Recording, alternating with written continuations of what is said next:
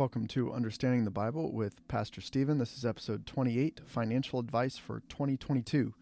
So lots of crazy stuff going on in the world today, obviously with the inflation, gasoline prices, house prices just skyrocketing, jobs being hard to find and them not increasing pay.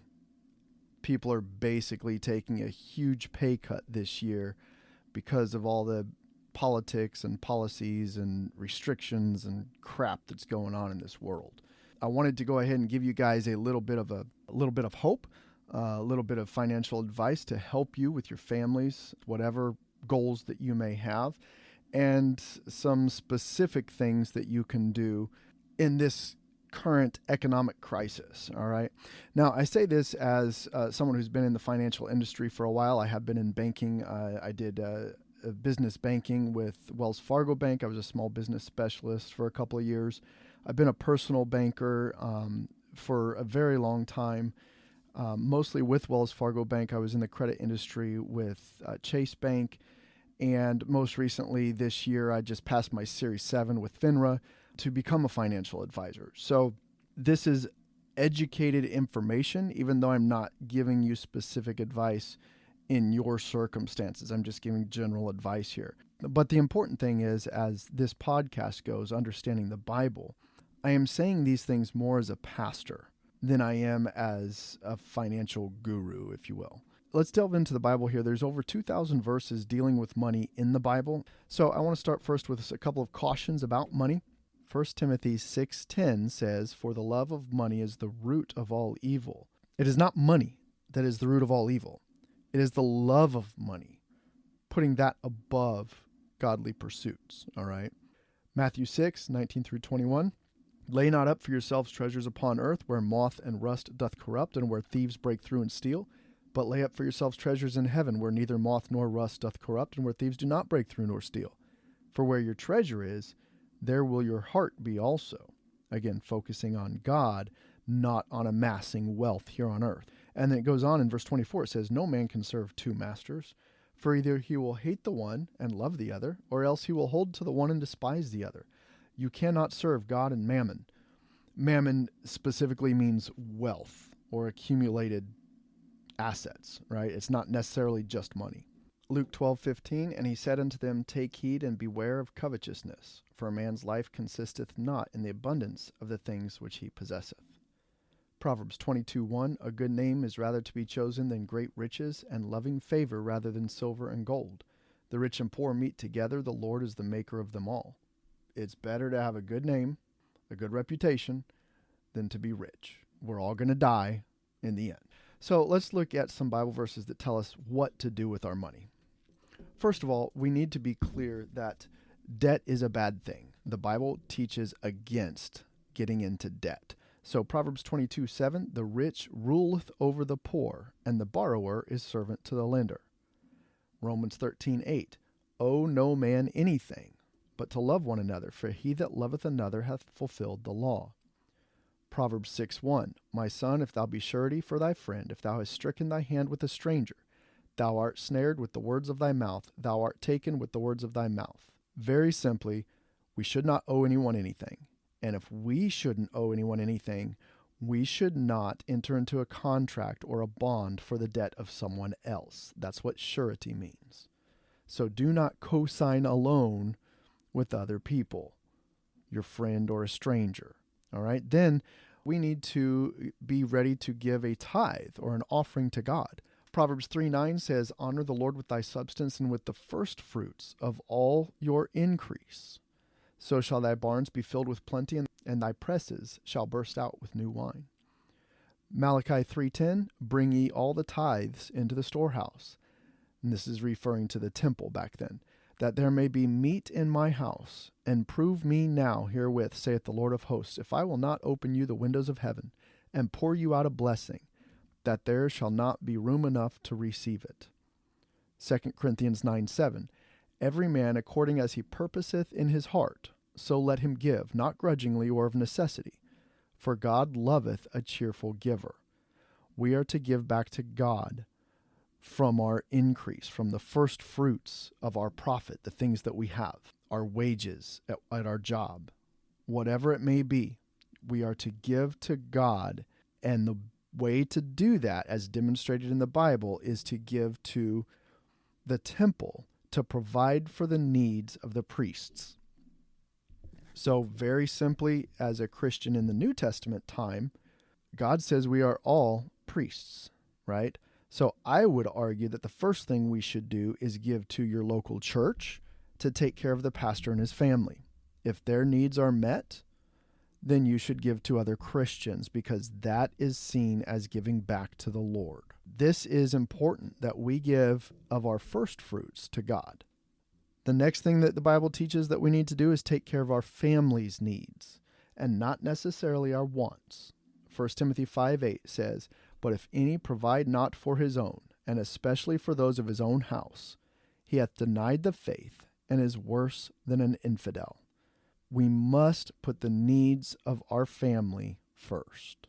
Proverbs 31 speaks about a virtuous woman, how she provides for her family, how she does investments, considers a field to buy it and plant it, and then she runs a business. She makes things. She goes to the merchants in the gate and sells and buys. Verse 27 says, "She looketh well to the ways of her household, and eats not the bread of idleness." It is important, it is virtuous to take care of your family first. Then what does that mean? Well, it's not just our family's present needs, it's our future needs of the family as well. So the Bible tells us we must prepare for bad times, and we are foolish if we do not. So we need to plan, we need to see what is coming, and prepare our household, our family, our wealth, our finances, our jobs. Think ahead of what may happen and prepare for that future. Proverbs 22 verse 3 says, "A prudent man foreseeth the evil and hides himself, but the simple pass on and are punished." Proverbs 21:20 says, "There is treasure to be desired and oil in the dwelling of the wise, but a foolish man spendeth it up." This means in your house, you should have food, oil for cooking, and you should have treasures that are saved up. Now, you have to balance that with what it said in Matthew about not amassing wealth here on earth, but to lay up treasures in heaven. It is clear that with these two different verses, we are not to focus on amassing wealth. But as a wise person, we should save and have things at home to provide for our family in the present and in the future.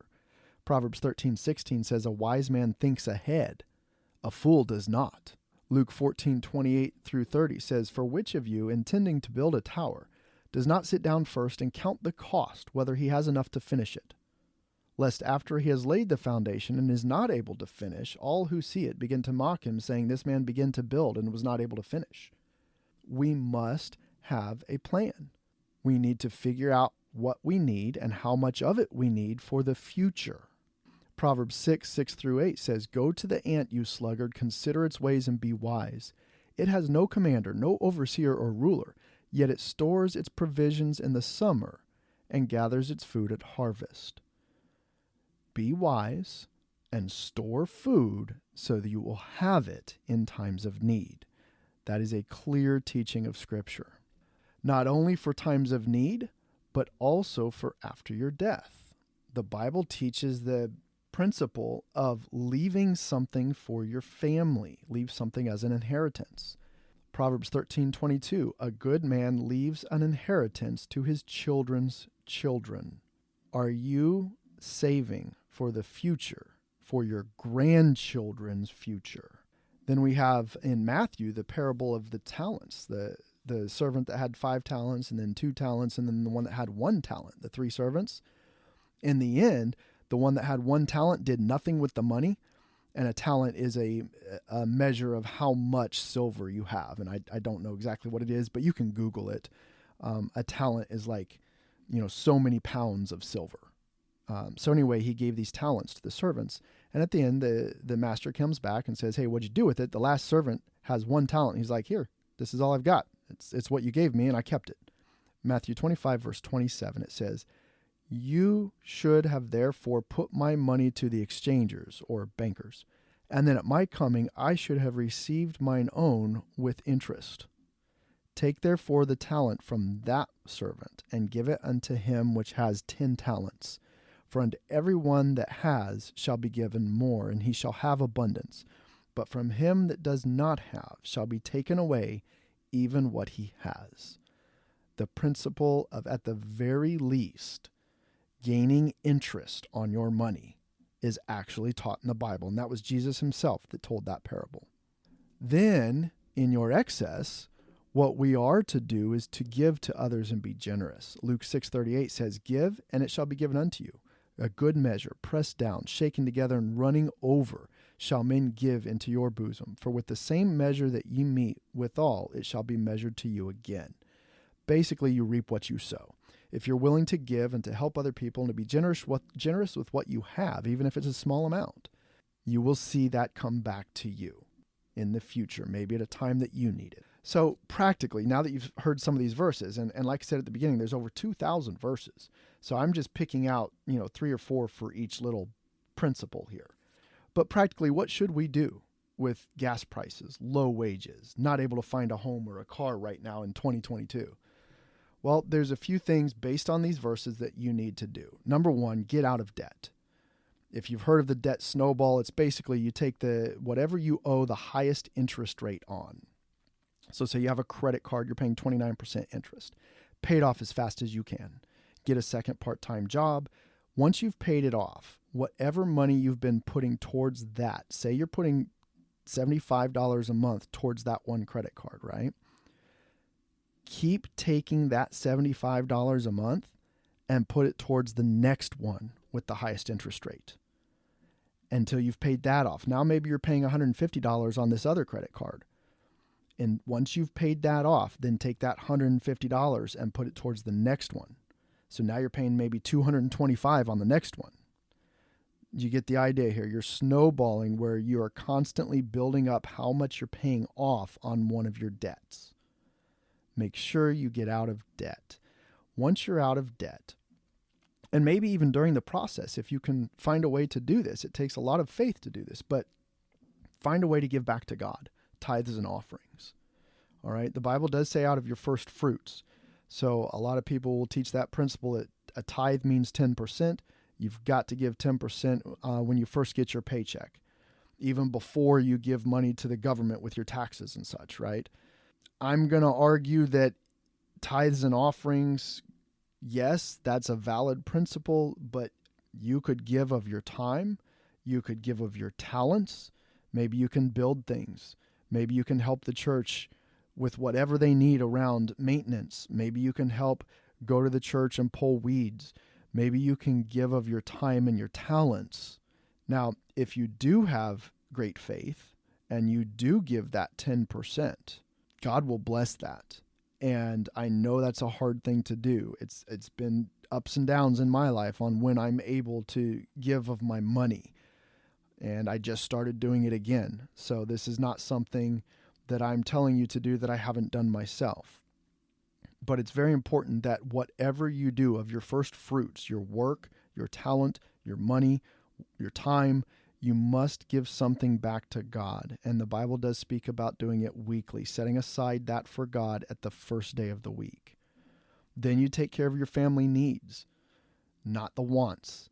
Maybe you get rid of those fancy cell phones and you just get flip phones. Cut out your television. Stop eating out and paying those exorbitant prices.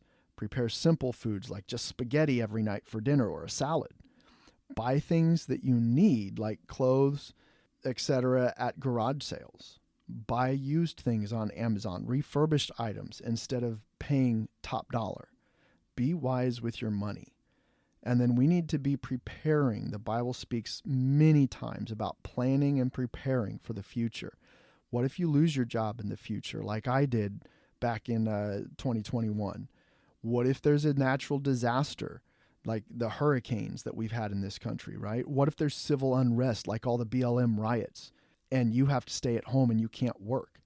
You should have prepared at least a month's supply of food and water at home. You should also purchase a gun to protect your family.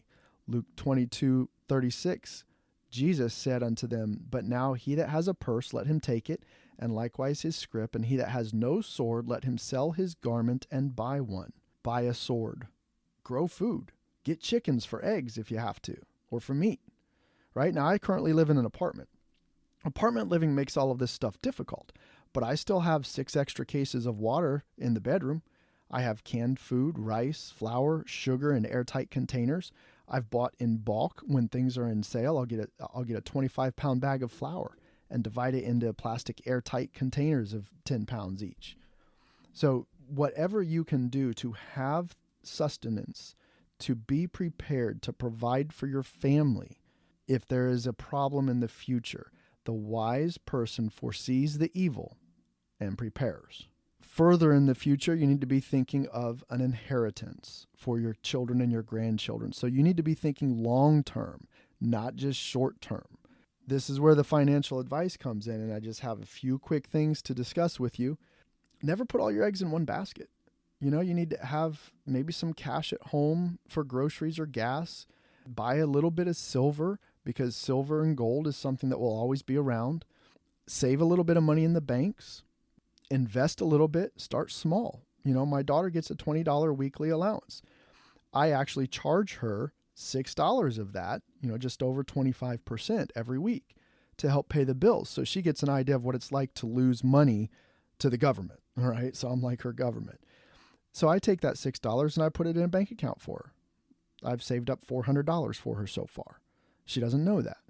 But of the $14 that she has left of her allowance, she tithes $2, 10% of the $20 bill. She puts $3 in cash. She invests $3. She puts $3 in the bank. And that leaves her $3 left over for spending every week. So you can start small. If you've got $20 a week, divide it up like that and actually plan how you're going to spend your money. Have some sort of budget, right? Now, one of the important things that I think, if you read Revelations, to be able to buy food and such, if you don't take the mark of the beast, if you're a Christian, you're going to need gold and silver to buy things. If things go well and we're not alive during the time of Revelations, then you may need to retire. So you need to have some sort of 401k or a Roth IRA is really important.